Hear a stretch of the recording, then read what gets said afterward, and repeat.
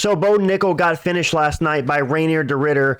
And in this video, I kind of want to talk about the future of Bo Nickal, why people dislike Bo Nickal, and how I think he was never ready for Reinier De Ridder at this stage in his career. So that's what I want to talk about. And at the end of the video, I'm going to have some clips on why I think people dislike Bo Nickal overall. But first things first, let's talk about the fight, which I did predict. I knew that Reinier De Ridder was going to beat Bo Nickal. However, I did pick Reinier De Ridder to submit him, and he got it done by TKO because, man, them Dutch knees just hit different. But let's talk about the fight. In the fight, the first round, Bo Nickal gets a takedown against Reinier De Ridder.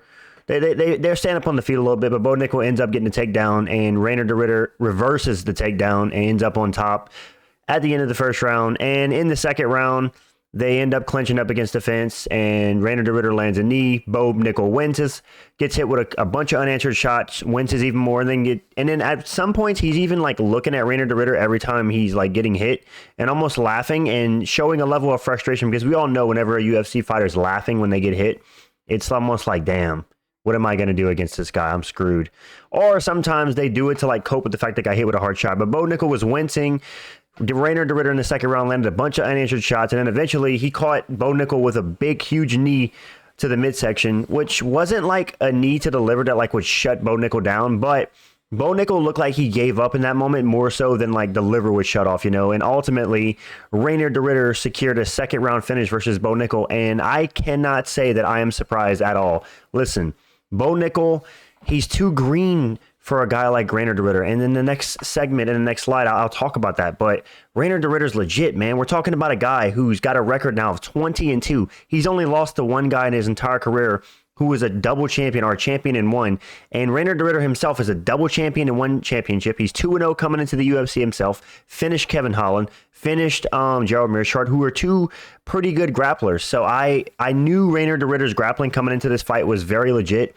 And not to mention, this guy was basically a more dangerous version of Paul Craig, and I knew this was going to be the fight that kind of exposed where Bo Nickal is in the UFC overall. I just felt like Reinier De Ridder was going to be too skilled, too powerful, and too big for Bo Nickal. A lot of people don't talk about this. The narrative going into the fight was that Bo Nickal was cutting all this weight, 40-plus pounds to make weight, which if he did cut all that weight, it sure didn't look like it, because Reinier De Ridder looked noticeably bigger inside the octagon. Bo Nickal almost looks like he can be a welterweight. He has a very soft physique, and he's just not very like stocky or built for middleweight. Reinier De Ridder is a real middleweight, maybe even a light heavyweight. This guy in the cage gets up to like 210, 212 pounds. So just the size advantage, the skill gap was way too far. The Brazilian Jiu-Jitsu level between Reinier De Ridder and Bo Nickal is night and day. Even the striking. Like, I know Reinier De Ridder has some pretty goofy striking, and it doesn't look the prettiest. He's like Dricus Duplessis 2.0. Imagine that fight, Reinier De Ridder versus Dricus.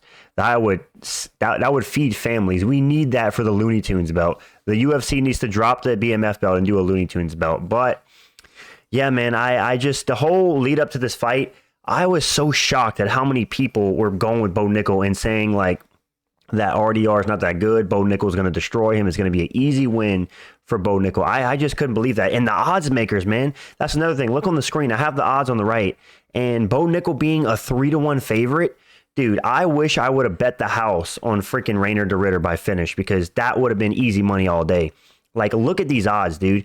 And I just cannot believe that the odds makers, like Bo Nickal was getting like Dagestani odds. Like, you remember whenever Ikram Aliskerov took on Robert Whittaker on like a week's notice and he was the favorite? That's kind of what this reminded me of. Like, a guy being the favorite that had no business being the favorite. He shouldn't have been the favorite. He should have actually, I think that Reinier De Ridder should have been a 2-1 favorite over Bo Nickal. But as we know throughout Bo Nickal's UFC career, the odds makers have glazed them. And honestly, I would not be surprised in a rematch if they were to fight again, if Bo Nickal would be the favorite again, like a 2-1 favorite, just because for whatever reason, the odds makers love to just glaze Bo Nickal. And I think this fight showed once again that American wrestling just doesn't translate to MMA that well, because Bo Nickal is a guy that like is, I don't know, man, like he got Reinier De Ridder down, but like throughout his UFC career, Bo Nickal himself has talked about how his American wrestling translates very well to MMA, and I just don't see it, man. This guy's not ragdolling guys. He's not like going out there and taking guys down immediately and just dominate them. He seems like, even against Cody Brundage, I know he got him down, but in that fight, if you guys remember, he struggled to get down Cody Brundage, and it's like, dude, if you're struggling to get down Cody Brundage, you're just not at that level in terms of MMA wrestling. There's no doubt Bo Nickal is one of the best pure wrestlers to ever grace the octagon. But in terms of MMA wrestling, his wrestling's kind of mid, dude. Like, he has good takedown defense, obviously, because he's a wrestler. But in terms of, like, getting takedowns, he got RDR down, but he worked for that damn takedown. And RDR still reversed the position. So, yeah, I think this was a well-needed fraud check for Bo Nickal. I think this is going to do wonders for his career if he wants to continue fighting, because with the way his ego was, can you imagine if he made it to decision and they gave him a robbery decision? His ego would have been even more out of control. I think he needed this. He's surrounded by a bunch of yes men. He needs to be humbled and say, okay, maybe I'm not at that level. Maybe I need to learn more in my striking than just an overhand right, because that's literally all Bo Nickal has in the striking. An overhand right.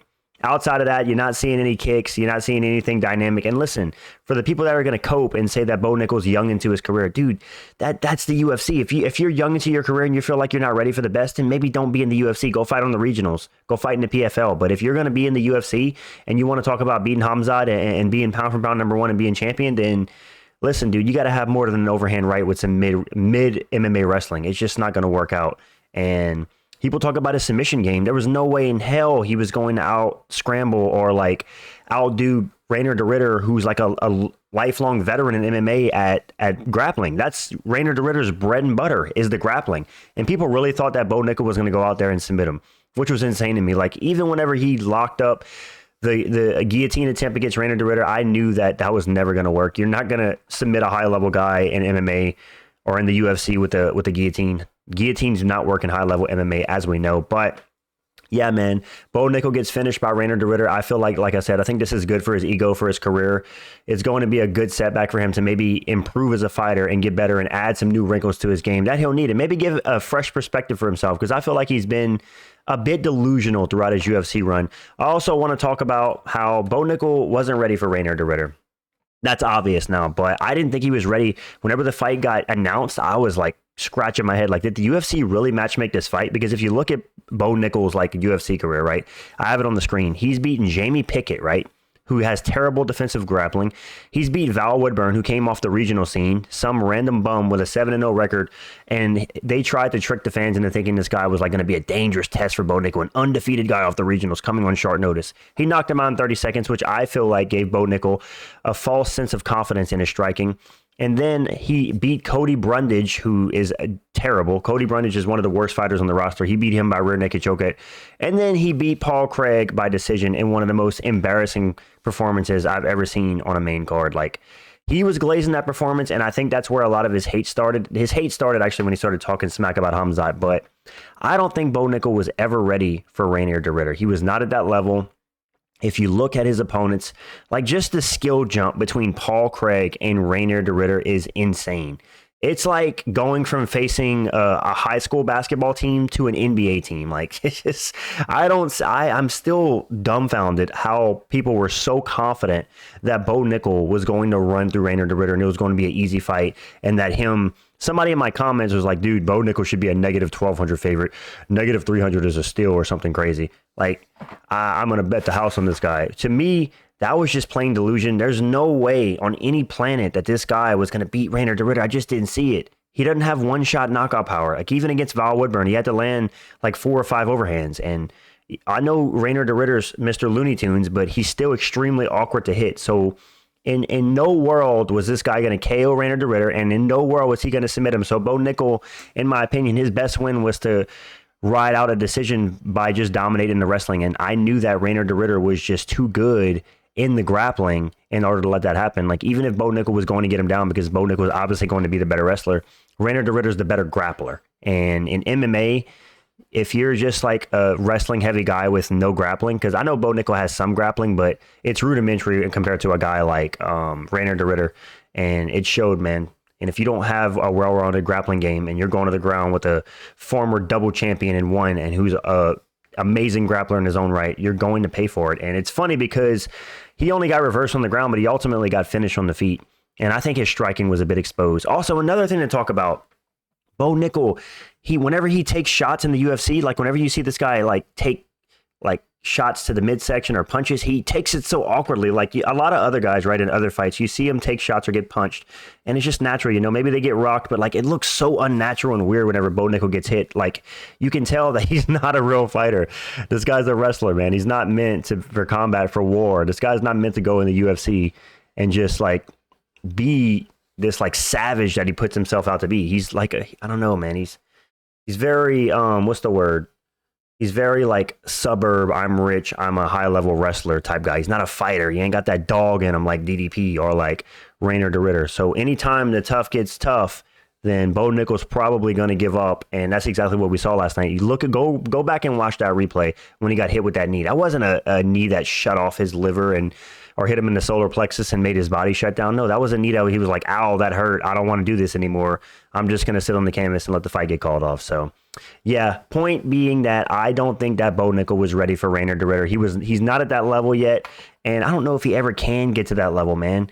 Listen, MMA is not a sport where you can just be a good wrestler and start training for 2-3 years and then come in and dominate the sport. Those days are over. This is not 2010 anymore when you could do that. This is like, it's not, dude, like even Kamaru Usman has been training MMA forever. He didn't just come out of nowhere with good wrestling and become a 5-time defending champion. He had a lot of time to train his striking. And Bo Nickal just hasn't had that. He's only been a fighter for like 3-4 years. This guy has no business being in the UFC, in my opinion. This guy should be fighting in the regionals, getting a lot of experience. And then maybe when he was like 10-0 in the amateurs and he had like a professional record of 5-0, then he could have came to the UFC. He's too green. He's not ready. He needs so much work on his striking. I mean, this guy's going to have to fight tomato cans in the UFC for like another like 3 or 4 years before he's ever ready for like top 10 guys, in my opinion. So maybe a bit of hate, but I'm calling it like I see it. Bo Nickal was never ready for Reinier De Ridder or any top 15 opponent in the UFC. Let's be real. I think he gets beat by every single ranked fighter at middleweight right now. I think even Marvin Vettori would piece up Bo Nickal in the feet at this point. So yeah, he definitely needs to go back to the drawing board. And I also want to talk about why fans dislike Bo Nickal, right? Because a lot of people always wonder, like, why do people not like Bo Nickal? What did he do? Why is he so disliked? Well, for one, look at the bottom, being forced onto us. And what do I mean when I say being forced onto us? If you guys don't know, Bo Nickal, and this was the biggest sign of disrespect to former champions I've ever seen. This guy was thrown on the UFC 300 main card when guys like Yuri Prohaska and Aljamain Sterling, both former champions, were on the prelims. Why was this guy fighting on the main card of 308? Oh, and the main card of MSG against Paul Craig in one of the worst performances. Why is this guy being put on main cards when there's UFC fighters who are former champions, have cut their teeth in the UFC for 5, 7, 10, even 15 years that are fighting on the prelims, and Bo Nickal was put on the main card because he's supposedly this big star? He's not a star. He has no charisma. He's not this knockout artist. He's not a finishing machine. Like whenever he does finish guys, he's finishing C-level competition. So I think a lot of the hate Bo Nickal gets is because the UFC and Dana White are forcing this guy onto us. They're putting him on main cards when he doesn't deserve it. And whenever you're put on a main stage in the UFC and you're talking a big game and you don't deliver and you just spam overhand rights against Paul Craig at MSG card, people are going to criticize you. They're going to say that you suck and you're not what you say you are. And that's exactly what happened with Bo Nickal. Like the Paul Craig fight's a huge one. If you guys remember, for the Paul Craig fight, he was very delusional about this performance. In my opinion, and a lot of other people's opinion, it was a terrible fight. People are coping and they're like, dude, why would Bo Nickal like take Paul Craig down where he's going to get submitted? Like he's obviously going to spam overhand rights or like keep it on the feet and like beat up Paul Craig. He didn't have nothing for Paul Craig outside of an overhand right, which he spammed the entire fight. And sure, he got the win, but it was an embarrassing performance. You're talking about a guy who was always bragging about his wrestling. If your wrestling is that great, go in there, take Paul Craig down and smoke him. Do you know what Khamzat Chimaev would do to Paul Craig? He would take him down and twist him into a pretzel. He ain't worried about no damn triangle. Trust me. Like even Khamzat against Gilbert Burns, right? He even, in that fight, right, Khamzat went into the fight with Gilbert Burns trying to ragdoll him, and people are going to bring that up. They're going to be like, well, Khamzat did the same thing against Gilbert Burns. He didn't want to engage in the grappling. Well, guess what? At least he tried. He took Gilbert Burns down. Gilbert Burns attempted a few submissions. He was like, maybe I want to strike. Bo Nickal was too scared to even try to take down Paul Craig. And I think that's a bad look. That's not a guy that's confident in his wrestling or his jiu-jitsu. If you're just keen to stay on the feet, knowing you're probably going to beat Paul Craig on the feet, because literally all Paul Craig had was a body kick. So I felt like him being delusional about the Paul Craig fight definitely turn the fans against Bo Nickal a bit. And lastly, his delusion about being delusional about Khamzat Chimaev. He said a couple things about Khamzat Chimaev that I'm going to play back. I have a clip I want to show you guys, and a lot of people turned on him because it's just pure delusion. Whenever he's fighting a level of competition, like Khamzat's been proven against elite competition. Bo Nickal has barely been proven against tomato cans. So for him to be saying the things he's saying about Khamzat, I get there's confidence, but then there's also delusion. And I felt like he was being a bit delusional. And let's just look into some of these clips. This was like a year ago. Bo Nickal had this to say about Khamzat Chimaev's wrestling. I won't even say mid. He's a 3-time Swedish national champion. That's sick. 12 wins in 3 years, 0 losses. That's incredible.